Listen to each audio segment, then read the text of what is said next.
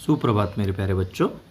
आज हम लोग परिसर अध्ययन 1 में पाठ 8वां अमूल्य भोजन यह पाठ सीखने वाले हैं। इस पाठ में हम लोग भोजन का महत्व सीखने वाले हैं। तो इस पाठ में एक वर्षा नाम की लड़की है और एक अर्जुन नाम का लड़का है। वर्षा और अर्जुन दोनों भाई बहन हैं।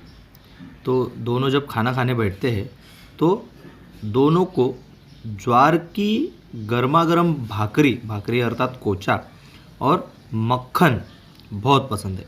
जैसे कि आपको ऊपर के चित्र में दिख रहा है कि ये ज्वार है और ज्वार से बनाई हुई भाकरी है और उस पर क्या डाला है, देखो मक्खन डाला है।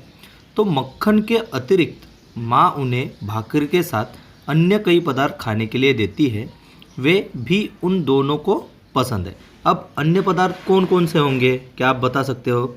तो देखो उनको गेहूं की रोटी मिल सकती है, बराबर। तो गेहूं से क्या बनती है, रोटी बनती है, पूरी बनती है। तो गेहूं की रोटी उनको पसंद है। इसके पश्चात उनको चावल भी पसंद है जो हमें धान से मिलता है। तो चावल पसंद है। चावल से भी हम लोग पुलाव या मसाला भात ऐसे बनाते हैं। फिर यह है बाजरा, तो बाजरा या ज्वार, तो ज्वार की भाकरी भी उन्हें पसंद है। इसके अलावा उन्हें दाल, तो ये दाल हमें कहाँ से मिलती है? दाल हमें मिलती है खेत से, जो खेत में हम लोग दलहन लगाते हैं उससे हमें ये मिलती है। गन्ना भी हमें कहाँ से मिलता है? खेती से मिलता है। तो गन्ने से भी कई पदार्थ बनते हैं, वे भी उन्हें पसंद है। इसके अलावा ये क्या है, चित्र में जो दिख रहे हैं वो है करौंदे। करौंदे हमको कहाँ से मिलते हैं? जंगल में पेड़ से मिलते हैं। जामुन है, ये जामुन भी हमको पेड़ से ही प्राप्त होते हैं। इसके अलावा जो बेर है, खट्टे हो चाहे मीठे हो, ये बेर भी हमें पेड़ से प्राप्त होते हैं। और ये मधुमक्खी, तो मधुमक्खी से हमें शहद हमें मधुमक्खी से प्राप्त होता है। वो भी किसी पेड़ पे या किसी भी डाली पर अपना छत्ता बनाते हैं। तो इस प्रकार हमें कई सारी चीज़ें हैं जो पर्यावरण से प्राप्त होती है। इसके अलावा ये जो मछली है, मछली हमें नदी से या समुद्र से भी प्राप्त होती है। जो नमक है, नमक हमें केवल खारे पानी से ही मिलता है और खारा पानी यह समंदर से हमें प्राप्त होता है। उसको भाप बना के जब हम लोग करते हैं तो नमक सारों से हमें नमक प्राप्त होता है।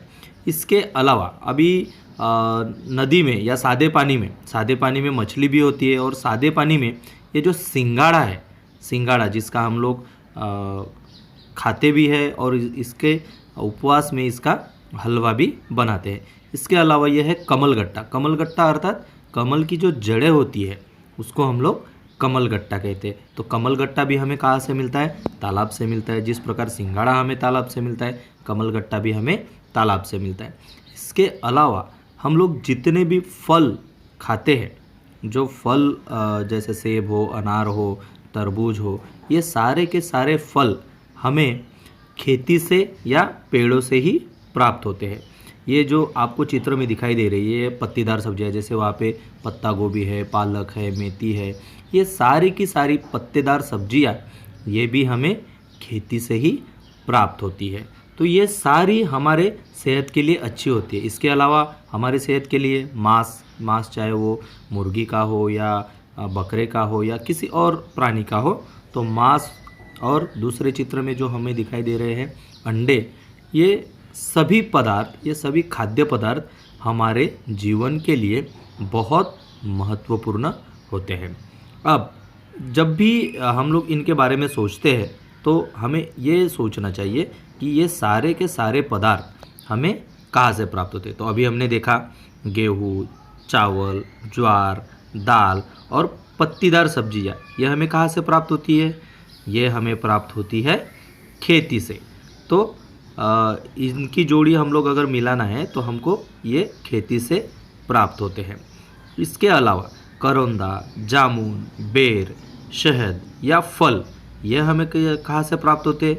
ये सारे के सारे हमें प्राप्त होते हैं पेड़ से, चाहे वो जंगल के पेड़ हो या बागान के पेड़ हो, लेकिन ये सारी चीज़ें हमें पेड़ से प्राप्त होती है। इसके बाद मछली और नमक, तो हमने देखा मछली सादे पानी के तालाब में भी मिलती है और खारे पानी के भी तालाब में मिलती है। तो लेकिन नमक ये हमें केवल खारे पानी से ही मिलता है। तो मछली, नमक ये हमें खारे पानी से मिलते हैं। इसके अलावा हमने देखा था कि हमें सिंगाड़ा या जो कमलगट्टा है ये हमें कहाँ से मिलता है? तालाब से मिलता है, जो कि सादे पानी के तालाब से मिलता है। इसके पश्चात जो मांस है या अंडे हैं वो हमें प्राणियों से या पक्षियों से प्राप्त होते हैं। तो वर्षा और अर्जुन जब भी भोजन के लिए बैठते तो भोजन परोसने से पहले माँ उन दोनों से सदैव कहती कि जितना चाहिए उतना ही लो, भोजन का अपव्यय नहीं करना चाहिए। हम लोग भी आपसे विद्यालय में यही कहते हैं कि भोजन का अपव्यय नहीं करना चाहिए। आपको बोलते हैं कि खिचड़ी मत डालो, तो उनकी माँ भी उनको यही बोलती थी हर दिन खाना खाने से पहले। तो एक दिन अर्जुन ने उनसे पूछा कि माँ, तुम प्रतिदिन हम दोनों से ऐसा क्यों कहती हो कि जितना चाहिए उतना ही लो, हाँ, व्यर्थ में भोजन का नुकसान मत करो। तो माँ ने कहा कि अच्छी चीज़ों को व्यर्थ में क्यों जाने दिया जाए, और फिर हमें यह भी सोचना चाहिए कि जो भोजन हम खाने के लिए मिलता है वह कैसे तैयार होता है। तो माँ बोलती है कि चलो आज मैं तुम लोगों को भाकरी की कहानी सुनाती हूँ। तो देखो अभी हम लोग एक आगे वीडियो देखेंगे, उसमें माँ ने उन्हें भाकरी की कहानी सुनाई है। खेतों में बीज बोने के पहले जुताई करके खेत को समतल किया जाता है, जिसे बुआई कहते हैं। उसके बाद उसमें बीज बोए जाते हैं। बीज बड़े होकर पौधों का रूप ले लेते हैं। इस पड़ाव पर पौधों को पानी दिया जाता है, जिसे सिंचाई कहते हैं। समान अंतराल पर बड़े होने तक बराबर पौधों को पानी दिया जाता है। इसके बाद नंबर आता है औषधियों के छिड़काव का और खाद का, जो पौधों को बढ़ने में मदद करते हैं। बाजरे के साथ कुछ अपतृण उगते हैं, जिन्हें मजदूरों की सहायता से निकालते हैं, जिसे निराई कहते हैं। अब फसल कटने के लिए तैयार है। बाद में उसे दानों को अलग किया जाता है, जिसे ओसाई कहते हैं, और अलग करने के बाद उन्हें सूखे और साफ जगह पर रखा जाता है। इस तरह अनाज निकलता है। तो बच्चों, इस कहानी में हमने देखा कि सबसे पहले खेत की जोताई करते हैं। जोताई अर्थात क्या है?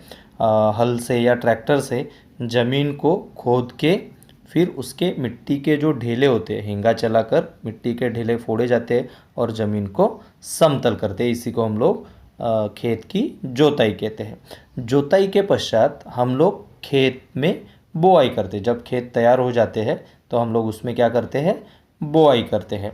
बोआई अर्थात खेत में बीजों को बोना। इसके पश्चात जब बारिश हो जाती है या बरसात हो जाती है तब उसमें से बाजरे के या गेहूं के जो भी अनाज है उसके पौधे मिट्टी से अपना सिर क्या करते हैं? बाहर निकालते हैं। लेकिन क्या केवल बाजरे के ही जो पौधे हैं वो बाहर निकलेंगे? नहीं, तो उसके साथ कई सारे अपतृण भी उगते हैं। अपतृण यानी जो ऐसी घास जो हमको नहीं चाहिए, तो वे भी बाहर निकलते हैं। तो फिर क्या करता है? पिताजी, जो उनके पिताजी थे, वो अपनी माँ उनकी कहानी बता रही थी, वे उनको क्या करती थी? उस कचरे को निकालती थी। तो जो अपतृण होते हैं उसको निकालने को ही हम लोग निराई कहते हैं। जब फसल बढ़ने लगती है तो फिर हम लोग उसमें पानी की सिंचाई करते हैं, पानी वगैरह देते हैं, उसे हम लोग सिंचाई कहते हैं। कई बार खाद और औषधियाँ फुहारते। इसके पश्चात जब फसल तैयार हो जाती है तो हम लोग उसकी, अभी देखो वहाँ एक चित्र दिखाई दे रहा है, उसकी क्या करते हैं? हम लोग कटाई करते हैं। यानी फसल तैयार होने के बाद उन पौधों को हम लोग काटते हैं। जब हम लोग उनको काटते हैं, काटने के बाद उसकी मड़ाई तथा ओसाई करते हैं। मड़ाई अर्थात क्या होता है? मड़ाई का अर्थ है जो पौधे हैं या धान है उनको बालियों से अलग करना, तो उसे मड़ाई कहते हैं। तो मड़ाई के पश्चात अभी यहाँ पे देखो एक मड़ाई यंत्र है। अभी इसी में मड़ाई और ओसाई दोनों हो जाती है। ओसाई का अर्थ होता है कि जो छिलके होते हैं, जो हम लोग मड़ाई करते हैं, मड़ाई में अनाज के साथ जो छिलके होते हैं उनको हम लोग उड़ाते हैं, उसी को ओसाई कहते हैं। लेकिन ये जो यंत्र है इसमें ओसाई और मड़ाई दोनों एक साथ होती है।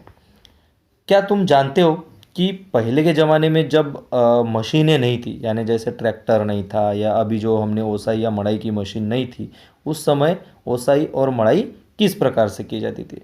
तो उस समय क्या किया जाता था कि खेत में एक साफ सुथरी जगह देखकर एक खूंटा बांधा दिया जाता था और बैलों का उपयोग किया जाता था। खलिहान के बीचों बीच एक खूंटा गाड़ते थे और उसमें बैल को बांध देते थे और बैल उसी खूंटे के चारों ओर गोल गोल घूमते थे।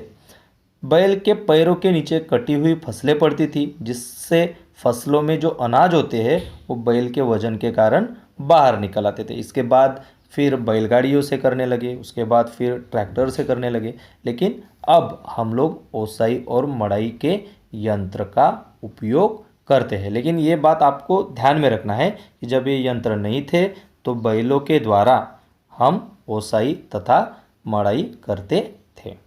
अब ओसाई के बाद जो प्राप्त अनाज है उसे बोरों में भरा जाता है। अब उसे बोरों में क्यों भरा जाता है? ताकि कीटकों, चूहों तथा घुसों आदि से उसका कोई भी नुकसान या विनाश ना हो। तो इनसे बचने के लिए हमें उन अनाजों को बोरों में भरना पड़ता है। अब इसके पश्चात जो अनाज बोरों में भरा गया उसे बैलगाड़ी या ट्रैक्टर या फिर टेम्पो इसमें लाद कर कहाँ लेके जाते हैं? वो उपज मंडी में बिक्री के लिए ले जाते हैं। अब अनाज के व्यापारी अनाज को बेच देते हैं, मतलब किसान क्या करता है? व्यापारियों को बेच देता है। फिर वो व्यापारी क्या करते हैं? बड़े वाले व्यापारी को बेच देते हैं। अब वो अनाज के बोरे खुदरा बिक्री करने वाले दुकानदारों के पास आते हैं। जैसे अभी यहाँ चित्र में दिख रहा है कि वो पहले व्यापारियों को बेच रहे हैं, फिर वहाँ से वो खुदरा व्यापारियों के पास आते हैं। अब वहाँ से लोग उस अनाज को खरीदते हैं। जैसे आपके आस पड़ोस में जो भी दुकान होगा, आप लोग क्या करते हो? उसे खरीदते हो। फिर खरीदे हुए अनाज को आपकी जो माँ है वो क्या करती है? बीन कर स्वच्छ करती है और उसके पश्चात अंत में वह चक्की पर उस अनाज को पीसने के लिए ले जाते हैं, जिससे हमें आटा प्राप्त होता है। और घर में इसी आटे से फिर आपकी माँ या आपकी जो भी है वो भाकरी बनाई जाती है।